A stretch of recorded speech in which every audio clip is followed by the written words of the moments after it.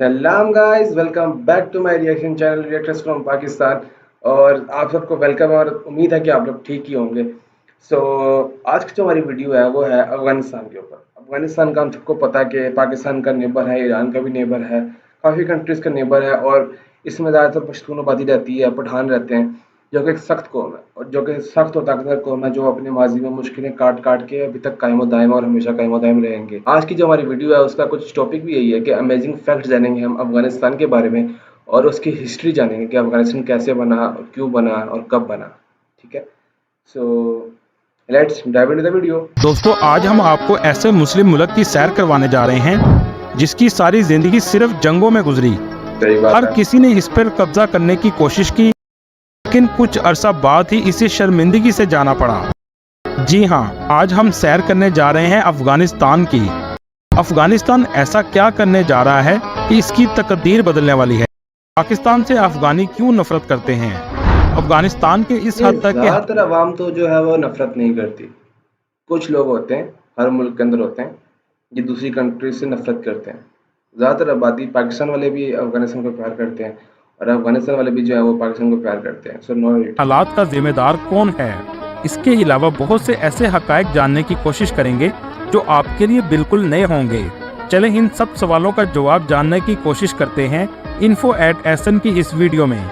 Video शुरू करने से पहले नए आने वाले दोस्तों से गुजारिश है हमारे चैनल को सब्सक्राइब और लाइक हमारे भी जरूर चैनल को कीजिएगा सब्सक्राइब करो, ताकि हर सपोर्ट इंफॉर्मेटिव वीडियो आपको मिलती रहे। चलें अब निकलते हैं अफगानिस्तान के एक शानदार सफर। करें। सबसे पहले आपको बता दूं, इस मुल्क का ऑफिशियल नाम इस्लामिक रिपब्लिक ऑफ अफगानिस्तान है। ओके, इस मुल्क की कुल आबादी 4 करोड़ 33 लाख है, जो दुनिया के 36वें नंबर पर आता है। रकबे की अगर बात करें तो इसका कुल रकबा 6,52,000 मुरब्बा किलोमीटर है, जो दुनिया के 41वें नंबर पर आता है। अफगानिस्तान एक लैंड लॉक कंट्री है जिसके जुनूब और मशरिक में पाकिस्तान, ओके, मगरिब में चारों तरफ से जो है वो लैंड में घिरा हुआ है। ईरान और शुमाली सरहदें वस्ती एशिया के ममालिक तुर्कमेनिस्तान, उज़्बेकिस्तान और ताजिकिस्तान से जाकर मिलती हैं। इस मुल्क के सिर्फ 24% लोग शहरों में रहते हैं और 76% लोग गाँव में रहते हैं। अफगानिस्तान का दारुल हुकूमत काबुल है, जो इस मुल्क का सबसे बड़ा शहर भी है। दोस्तों, इस मुल्क में लोग सबसे ज्यादा खेती बाड़ी करते हैं और यही इनका मेन सोर्स ऑफ इनकम है। क्योंकि यहाँ बहुत अरसा जंगें रहीं, इसी वजह से दुनिया की बड़ी कंपनीज कम ही आती हैं। तकरीबन 80% लोग खेती बाड़ी कर कर गुजारा करते हैं। दोस्तों, कई लोगों को इस बात की कंफ्यूजिंग होती है कि अफगान और अफगानी में क्या फ़र्क है। असल में वहाँ के रहने वाले लोगों को अफगान कहते हैं और इस मुल्क की करेंसी को अफगानी कहते हैं। दोस्तों, ओके, मतलब अफगान उन लोगों को बोलते हैं जो अफगानिस्तान में रहते हैं और अफगानी उनकी लैंग्वेज है। Okay, let's. इतने साल जंगों में रहने वाले मुल्क की करेंसी पाकिस्तान और इंडिया से ज्यादा मजबूत है। एक अफगानी पाकिस्तानी 3 रुपए 80 रुपए के बराबर और इंडियन 1.13 रुपए के बराबर है। दोस्तों, क्या आप जानते हैं अफगानिस्तान का नेशनल गेम कौन सा है? आप सोच रहे होंगे क्रिकेट, पर ऐसा नहीं है। हालांकि क्रिकेट क्रिकेट तो मेरे ख्याल से इंग्लैंड का है ना। अफगानिस्तान तेजी से तरक्की कर रहा है, लेकिन इसका नेशनल गेम बुज़काशी है। कहते हैं ये खेल अफगानिस्तान के लोगों में बहुत ज्यादा फेमस है। इसमें 2 टीमें बनती हैं और तमाम खिलाड़ी घोड़ों पर सवार होते हैं। कहते हैं ये खेल अफगानिस्तान के लोगों में बहुत ज्यादा फेमस है। मार दी भाई। इसमें 2 टीमें बनती हैं और तमाम खिलाड़ी घोड़ों पर सवार होते हैं। बुरी तरीके से फेंका बकरी है को पकड़ने के लिए जाते हैं और ये तो मुझे लग रहा है मरी हुई है। पकड़ने के बाद एक सर्कल में यार ये बकरी को ऐसे फेंका, लग रहा है मरी हुई है। इसमें 2 टीमें बनती हैं। इनके फेंकने से मरी है। तमाम खिलाड़ी घोड़ों पर सवार होते हैं, बकरी को पकड़ने के लिए जाते हैं और पकड़ने के खतरनाक खेल है भाई। बाद एक सर्कल में फेंकते हैं। देखने में ये खेल बहुत खतरनाक है। दोस्तों, इस मुल्क की ऑफिशियल जुबान पश्तो और दौरी है। 99% आबादी मुस्लिम है, जिसमें 85% सुन्नी मसलक से ताल्लुक रखते हैं और 15% लोग शिया मसलक के आबाद हैं। दुनिया की सबसे पुरानी ऑयल पेंटिंग का आगाज भी अफगानिस्तान से हुआ। कहा जाता है कि ये पेंटिंग का आगाज 7वीं सदी ईस्वी से हुआ। दोस्तों, इस मुल्क में तालीम की शरह सिर्फ 36% है। मतलब लोग बच्चों को स्कूल भेजना पसंद ही नहीं करते। लेकिन ये हालात कैसे हुए, इसको समझने के लिए हमें तारीख पर नजर डालनी पड़ेगी। दोस्तों, क्या आप जानते हैं अफगानिस्तान को ग्रेवयार्ड ऑफ एम्पायर्स भी कहा जाता है। मतलब आज तक जो भी सुपर पावर एम्पायर्स मतलब एम्पायर्स की कब्रें अफगानिस्तान में कब्जा करने की कोशिश करती है, ये कभी भी ज्यादा अरसा ठहर नहीं सकी। सबको यहाँ शिकस्त हुई। ये बात तो मानने वाली है भाई, जो मैंने स्टार्टिंग में बताया कि एक बहादुर और एक सख्त कौम है। 20वीं सदी में ब्रिटिश आए, लेकिन बहुत दर्दनाक शिकस्त का सामना करना पड़ा। 20वीं सदी में सोवियत यूनियन अफगानिस्तान में आया। 9 साल बाद शर्मिंदगी से वापस जाना पड़ा। 21वीं सदी में अमेरिका आया और इसको भी मुंह की खाकर वापस जाना पड़ा। अगर इससे भी पहले की तारीख पर नजर डालें तो ये कोशिश सिकंदर आजम ने भी की, बादशाह अकबर ने भी की, शाहजहां ने की, चंगेज खान ने की। चंगेज खान ने भी की। चंगेज खान ने आधे से ज्यादा जो दुनिया थी वो फतह कर ली थी भाई। मतलब चंगेज खान जो है वो अफगानिस्तान फतह नहीं कर सका। और राजा रणजीत सिंह ने भी की। लेकिन कहा जाता है कि अफगान लोग ऐसे मुश्किलात पैदा कर देते हैं कि जो भी कब्जा करने आता है इसे यहाँ से जाना पड़ता है। 19 अगस्त 1919 को बरतानिया से आज़ाद हुआ।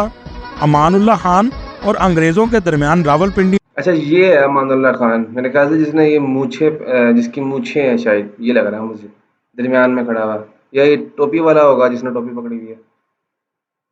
मुस्लिम इनमें से तो कोई भी नहीं लग रहा। अमानुल्लाह में एक मुआहदा हुआ जिसके बाद अफगानिस्तान को आज़ादी दे दी। आज़ादी के बाद खाना जंगी का आगाज़ हो गया। कुछ कबीलों ने रूस को सपोर्ट किया और कुछ ने बरतानिया को सपोर्ट किया। जब पाकिस्तान बना तो जाहिर शाह मुल्क का बादशाह था। जाहिर शाह ने अपने कज़न दाऊद शाह को अपने मुल्क का वज़ीर आज़म बनाया हुआ था, जिसने रूस और भारत से अपने ताल्लुकात बना लिए। लेकिन पाकिस्तान से बेइंतहा नफरत थी। दोस्तों, क्या आप जानते हैं कि इस वक्त अफगानिस्तान वाहिद मुल्क था जिसने पाकिस्तान की आज़ादी को तस्लीम नहीं किया था? इसकी क्या वजह थी?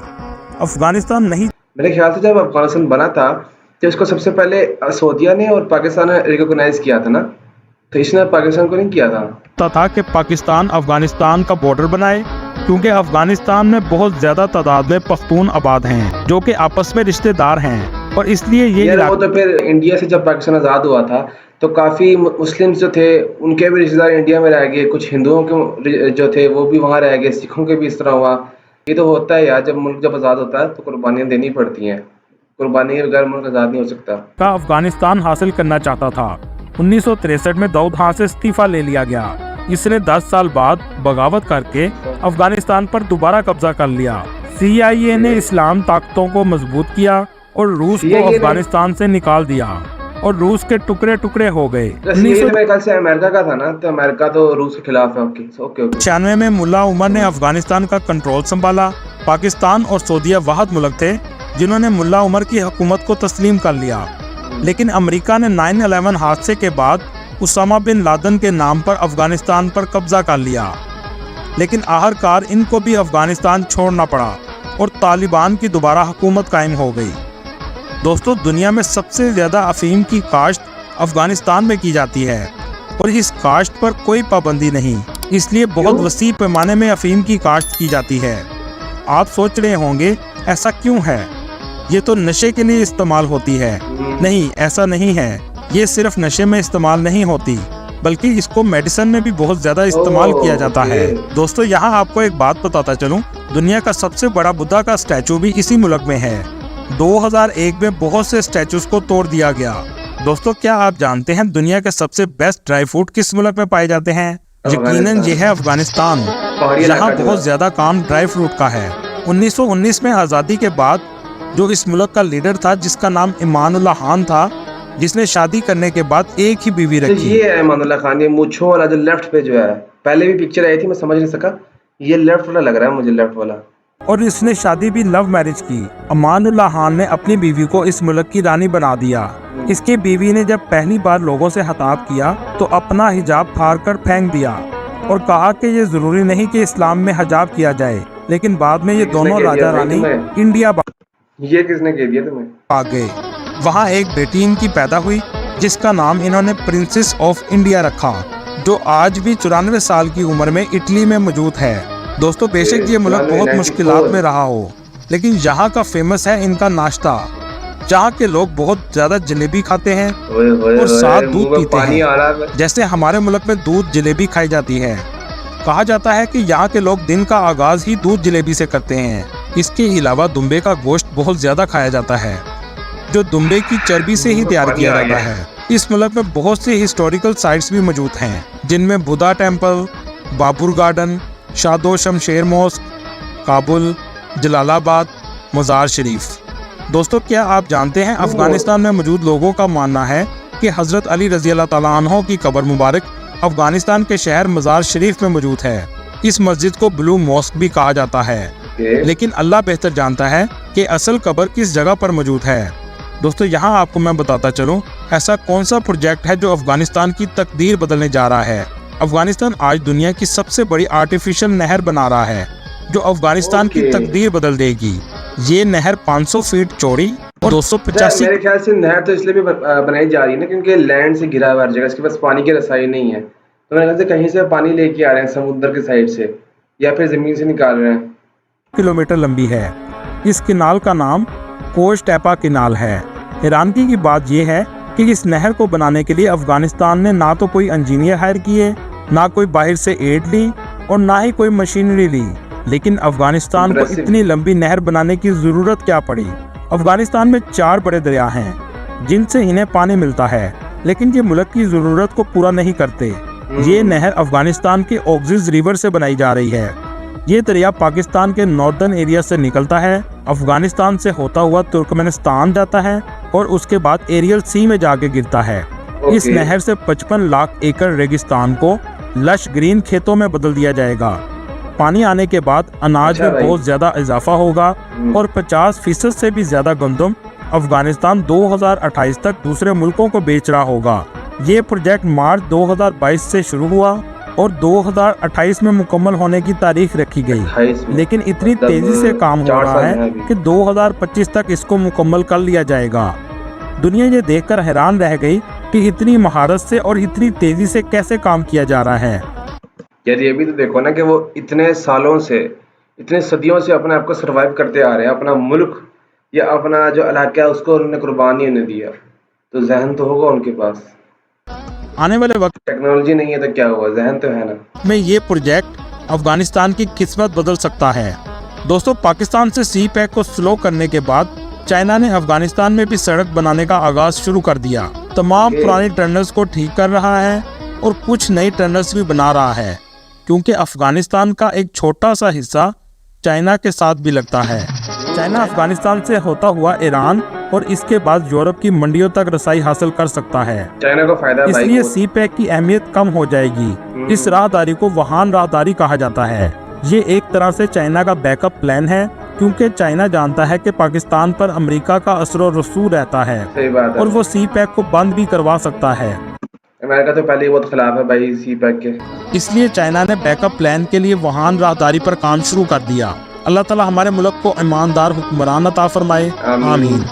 दोस्तों, ये थी आज की हमारी इंफॉर्मेटिव और दिलचस्प video. So this is for today. हमें कुछ ऐसे फैक्ट्स भी पता लगे जो हमें पहले नहीं पता थे, और हमें अफ़गानिस्तान के बारे में उसकी हिस्ट्री पता लगी कि मतलब कैसे आज़ाद हुआ, कब बना, क्या क्या मुश्किलें इसने काटी, किन बड़े बड़े बादशाहों को इसने हराया। सो वही चीज़ ज़ाहिर होती है कि भाई अफ़गान जो हैं, पठान जो हैं, पश्तून जो हैं, वो एक बहादुर कौम होती है। और उनके पास टेक्नोलॉजी नहीं है, उन्होंने इतनी बड़ी नहर बनाई किसके ज़रिए? दिमाग के ज़रिए। दिमाग अगर बंदे के पास है तो टेक्नोलॉजी भी कुछ नहीं है भाई, क्योंकि टेक्नोलॉजी भी तो दिमाग से बनी ना। तो आज की हमारी वीडियो यहीं ख़त्म होती है और अगली वीडियो में इंशाल्लाह मुलाकात होगी। सी यू सून।